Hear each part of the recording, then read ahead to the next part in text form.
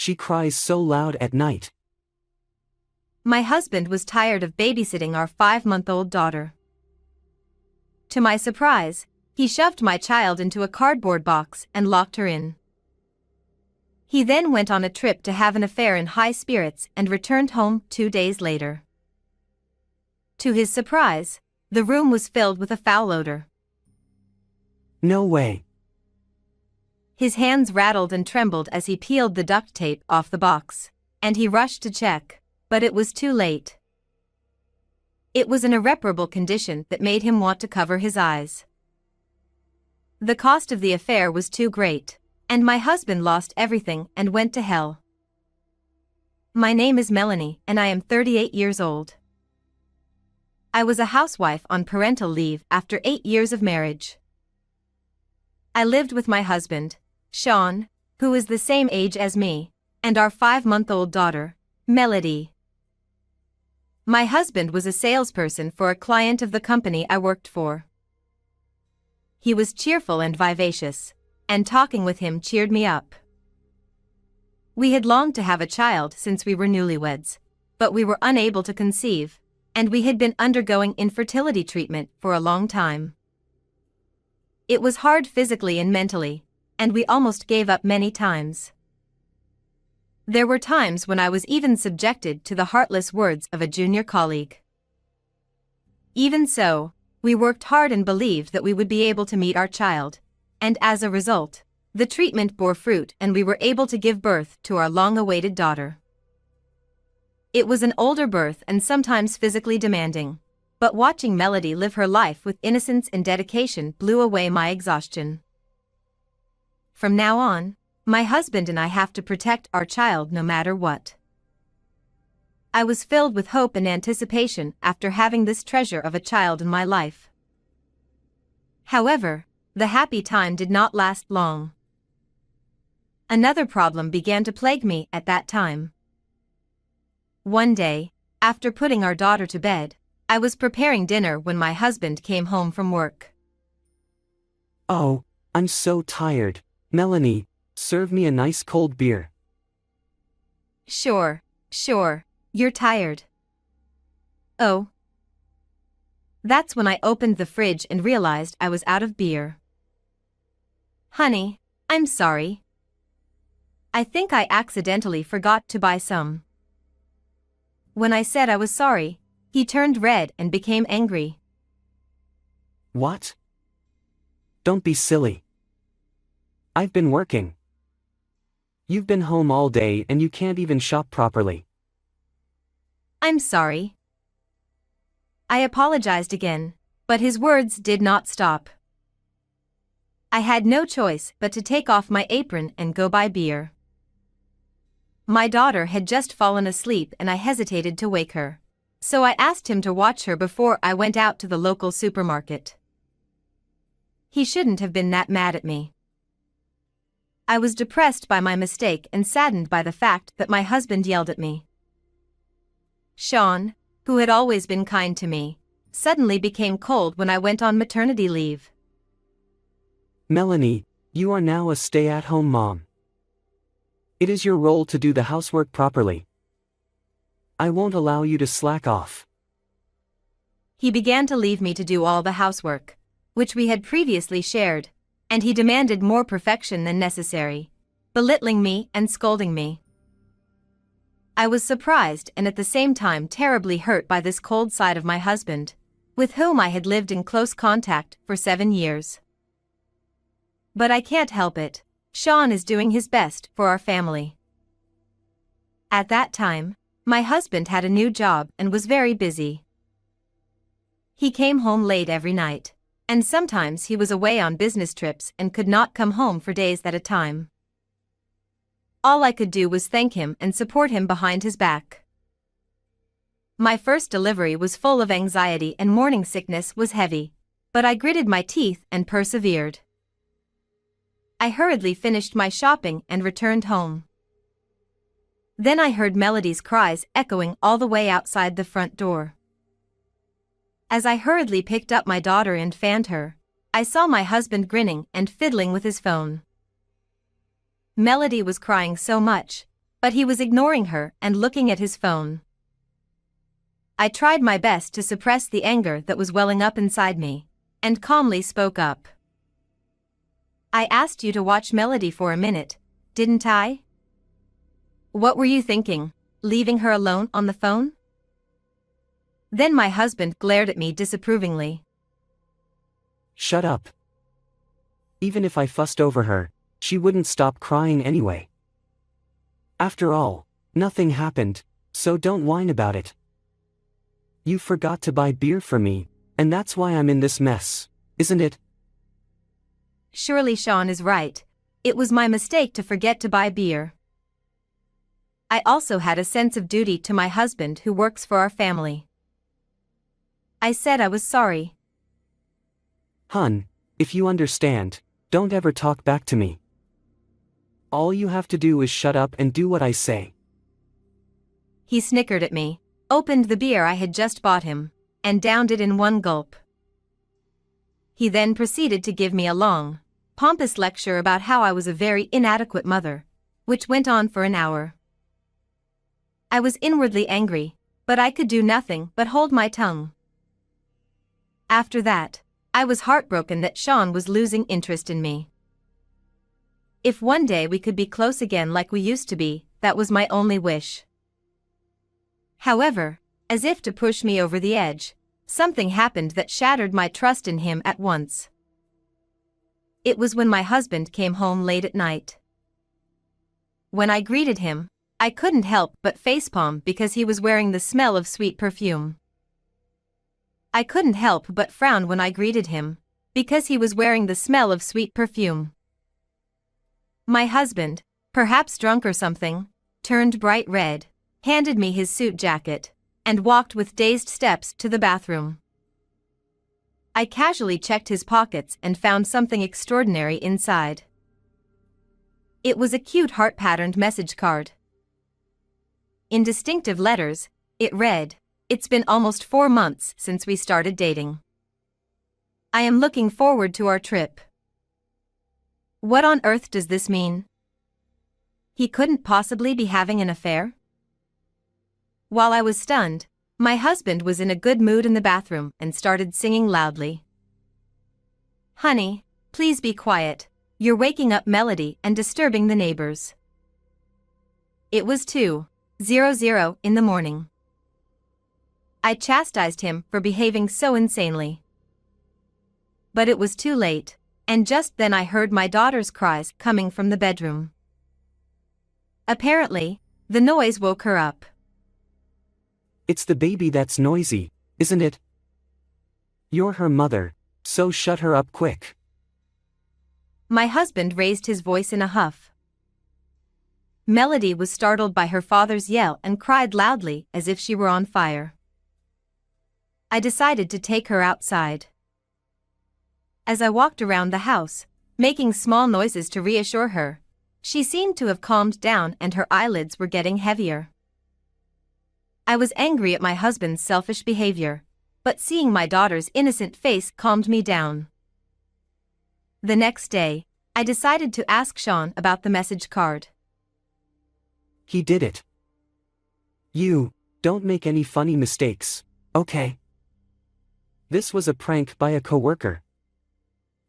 At my question, he gulped and his eyes widened, but only for a moment. The next moment, he snickered and dismissed the question as if it were a joke. Really? This looks pretty elaborate for that. Oh, come on, what are you talking about? You can look at my phone if you don't believe me. He spoke confidently with the same attitude as usual. I check his phone to be sure, but find nothing suspicious. Well, then I must be mistaken, right? Although I showed some satisfaction, I was still filled with a hazy, blackened feeling inside. I had a vague recollection of the distinctive letters on the card and the perfume on my husband's shirt. But I had no proof, and it wouldn't do any good to pry any further. Not wanting to make any more waves for my daughter or myself, I apologized for doubting my husband and the matter was settled. A few days later, something unexpected happened. I received the news that my beloved grandfather had passed away.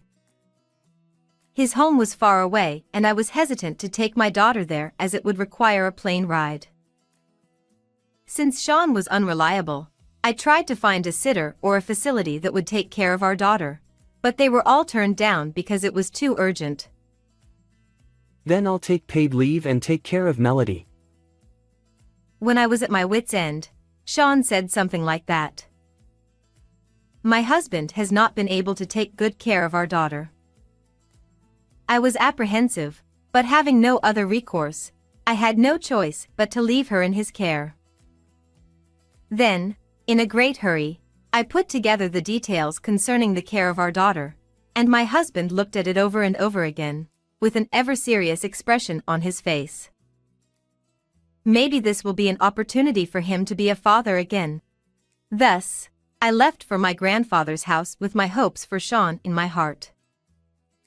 Everything's fine over here.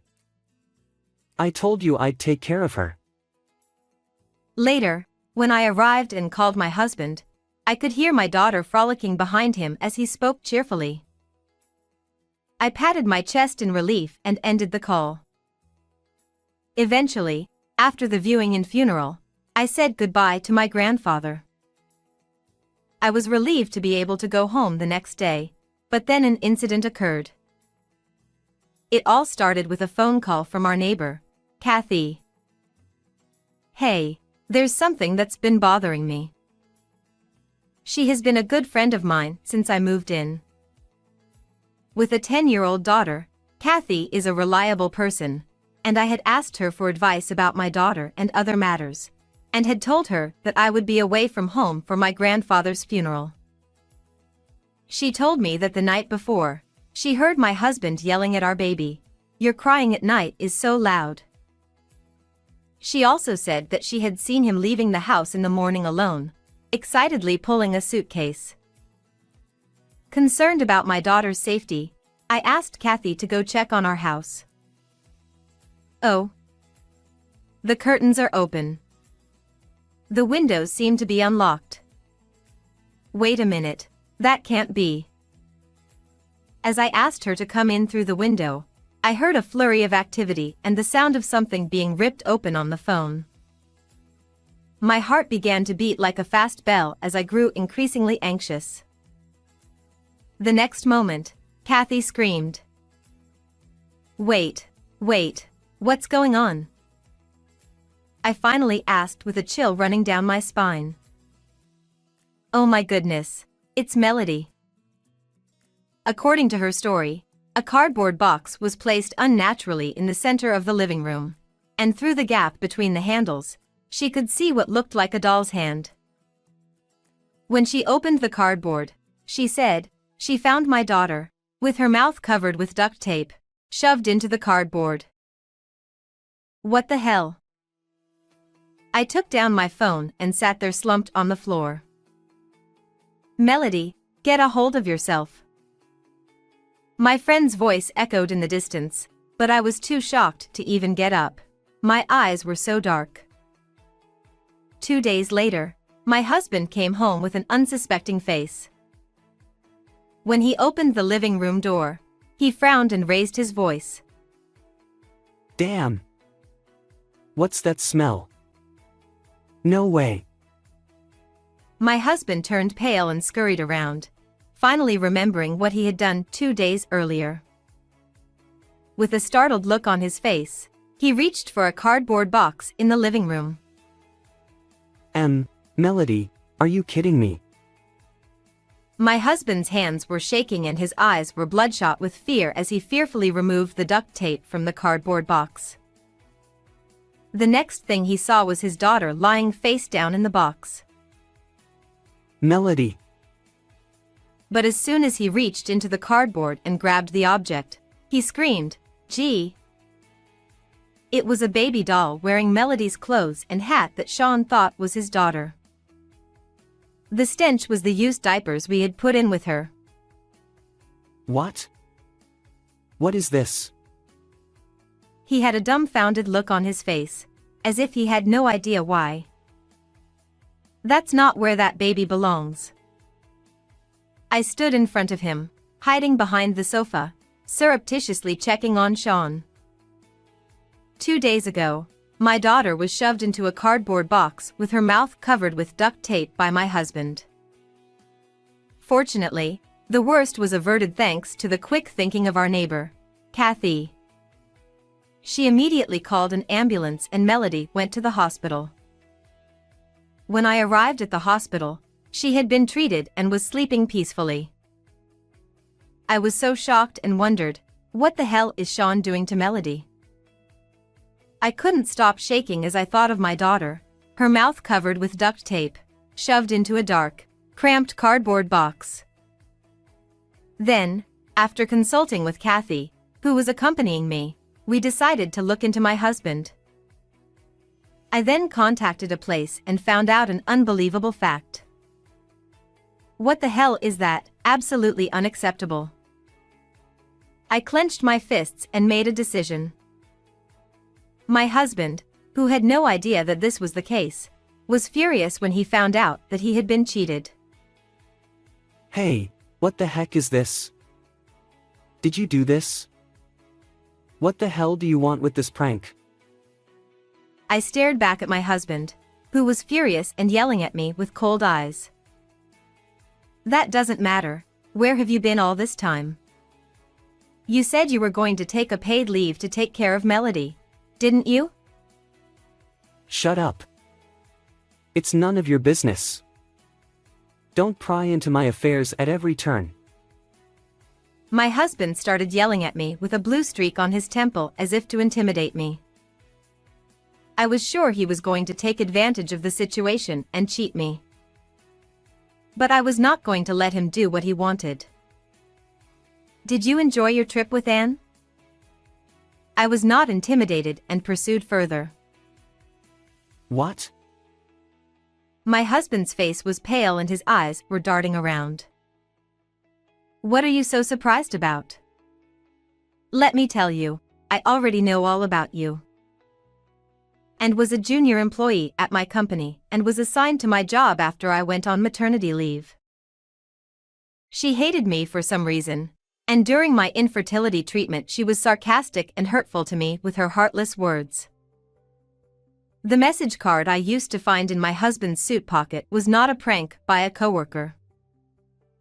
And has a distinctive handwriting, and her face was the first thing that came to my mind at first. And the perfume on your clothes was hers, too.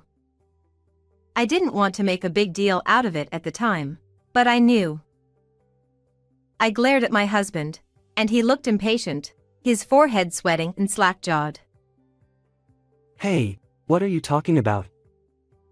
Oh, I was just going out for a minute because I had to go to work suddenly. I don't have a choice, do I? It's my job. That's funny. When I called your company, they said you were taking paid leave to take care of your daughter and didn't request to come to work. What? Why are you tipping off the company? What are you going to do if my position gets worse? Hey, why should I be offended by you? And what is this all about? Can you explain it to me? I thrust my phone in front of my husband's eyes, who had gone completely pale. Gee. How did you get that picture?